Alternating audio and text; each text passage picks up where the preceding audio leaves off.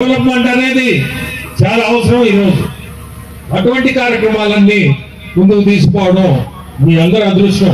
ఆ అనుభవమే ఈరోజు ఈ అసెంబ్లీని అభివృద్ధి చేయగలుగుతున్నారు. నేను మీకు ఒకటే చెప్పేది, ఇప్పుడే చెప్పినట్టు రైల్వే శాఖ మంత్రి దగ్గరికి మన ముఖ్యమంత్రులే వచ్చి దాదాపు ఒక గంట కూర్చున్నాడు. ఆ గంటలో దాదాపు ఈ నడిగుడు కళాశ్రీ రైల్వే లైన్ గురించి ఆర్థికంగా ఇబ్బందులు ఉన్నాయని, ల్యాండ్ అక్విజిషన్ కూడా వాళ్ళని పెట్టుకోమని కోరుకున్నాడు. దాదాపు అరగంట సేపు ఈ లైన్ గురించే అతను కూడా ఆలోచిస్తాము చెప్తాము అన్నట్లు ఆ రోజు ఆన్సర్ అయితే పాజిటివ్ గా ఇవ్వలేదు. కానీ ఖచ్చితంగా దాన్ని వెనకబడి అది ఎట్లయినా సెంట్రల్ గవర్నమెంట్ కొంత ఫండ్స్ తీసుకొచ్చి ఈ లైన్ ల్యాండ్ అక్విజిషన్ కి చేయాలనే ఉద్దేశమే మన చంద్రబాబు నాయుడు గారికి ముఖ్యమంత్రి.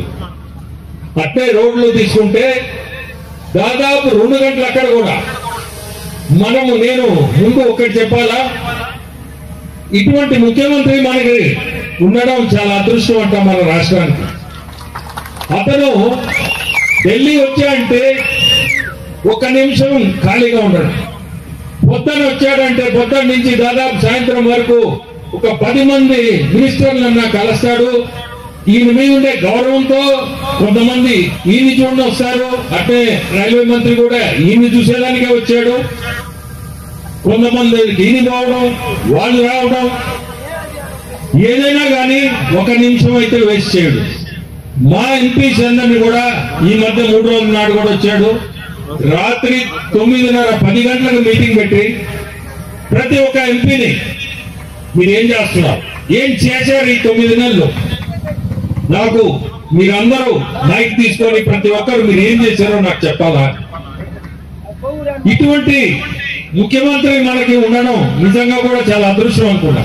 ఎందుకంటే ఎవరైనా ఆలోచన లేనోళ్ళు కూడా ఆలోచన కల్పిస్తున్నాడు. అంటే నిన్ను ప్రజలు ఎన్నుకొని ఇక్కడ దాకా వచ్చారు, మీరు ఖచ్చితంగా మీరందరూ ఏదో ఒకటి రాష్ట్రానికి మీరు చేయాలి. నన్ను ఎంఎస్ఎల్ఈ అంటే చిన్న పరిశ్రమలు దాని మీద ఫోకస్ చేసి నెల్లూరు జిల్లాలో చాలా ల్యాండ్స్ ఉన్నాయి, వసతులు ఉన్నాయి. ఇటువంటి అన్ని ఉన్నప్పుడు నువ్వు ఎందుకు దాన్ని ముందుకు తీసుకోలేకున్నావు? కాన్స్టిట్యుయెన్సీస్ లో ల్యాండ్ ఉంది, ఫెసిలిటీస్ ఉన్నాయి, పోర్ట్ ఉంది మనకి. అట్టే రేపు ఎయిర్పోర్ట్ మీద కూడా 2 సంవత్సరాలు ఎయిర్పోర్ట్ కూడా పూర్తి చేయాలా అనే ఒక కార్యక్రమం కూడా మన ముఖ్యమంత్రి ఆ రోజు మన ఏవియేషన్ మినిస్టర్ మంచి కావడం తోటి ఆడిని కూడా కూర్చోబెట్టి నెల్లూరులో 27 కల్లా ఎయిర్పోర్ట్ స్టార్ట్ కావాలా, దానికి తగ్గ ఏమేమి ఉన్నాయో సమస్యలు దాన్ని తీర్చి ఖచ్చితంగా మీరు 27 లో నేను అక్కడి నుంచి ఉడాన్ స్కీమ్ లో చిన్న ఏరోప్లేన్లన్నా దిగాలి అక్కడ అన్నట్టు ఆ రోజు అందరికి కూడా చెప్పడం జరిగింది. స్పెషల్లీ మంత్రికి చెప్పాడు, ఇంట్రెస్ట్ తీసుకొని నువ్వు నెల్లూరుకి చూడాలా.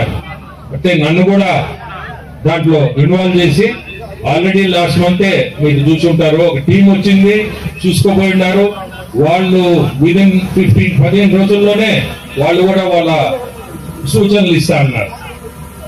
అంటే ప్రతి దాంట్లో కూడా ఇక రైల్వేది అన్నారు కాబట్టి రైల్వేది ముఖ్యంగా చెప్తున్నాను. ఖచ్చితంగా దాన్ని ప్రయత్నం చేస్తానన్నా, ప్రయత్నం చేసి అది జరిగేదానికే చూస్తున్నాం. దాంట్లో మన ముఖ్యమంత్రి చాలా ఇంట్రెస్ట్ ఉంది కాబట్టి నేను అనుకుంటున్నా అది ఖచ్చితంగా జరగద్దని కూడా మన కాలంలో. మనం ఈ 4 సంవత్సరాలు ఉంది, బట్ ఇది 4 సంవత్సరాల్లో పోయేది కాదు. మనం కూటమి 15 సంవత్సరాలు మంది నడవాల. ప్రతి ఒక్కరు కూడా ఈ కూటమిలో ఉండే ప్రతి ఒక్కరు, జనసేన గాని బీజేపీ గాని, మనందరం కలిసికట్టు లాస్ట్ ఎలక్షన్ లో మనందరం ఎట్లా చేసామో అదే పద్ధతిలో ముందుకు కూడా మనము ఖచ్చితంగా పార్టీని తీసుకోవాలా. రాష్ట్రాన్ని కూడా అభివృద్ధి సంక్షేమం అనేది 2 పదాలతో నడిపించాలని ప్రతి ఒక్కరిని కోరుకుంటున్నాను. ఏదైనా సమస్యలున్నా ముందుకు తీసుకురండి, కానీ వెనక చేరి ఏదో ఒక మాట్లాడడం మానేసి ప్రతి బుధవారం కూడా ఈ మధ్య ముఖ్యమంత్రి చెప్పినట్టున్నారు, శాసనసభ్యులందరినీ కూడా వాళ్ళ వాళ్ళ కాన్స్టిట్యుయెన్సీస్ లో బుధవారం నాడు ఏదున్నా ఎటువంటి సమస్యలున్నా స్వీకరించాలని ఖచ్చితంగా మీరు ముందుకు తీసుకుపోయి దాన్ని కూడా చూడండి అని. సో మీ అందరికీ ఈ ఆత్మీయ సభలో చెప్పేది, ఒక ఎలక్షన్ తో మనందరం పోయేది కాదు, ఇది ఖచ్చితంగా ముందుకు అందరం కలిసి నడవాలా. నడిచేదానికే ఈ ఆత్మీయ సభ కూడా. మీరందరూ కూడా మళ్ళీ కూడా ధన్యవాదాలు చెప్తున్నాను.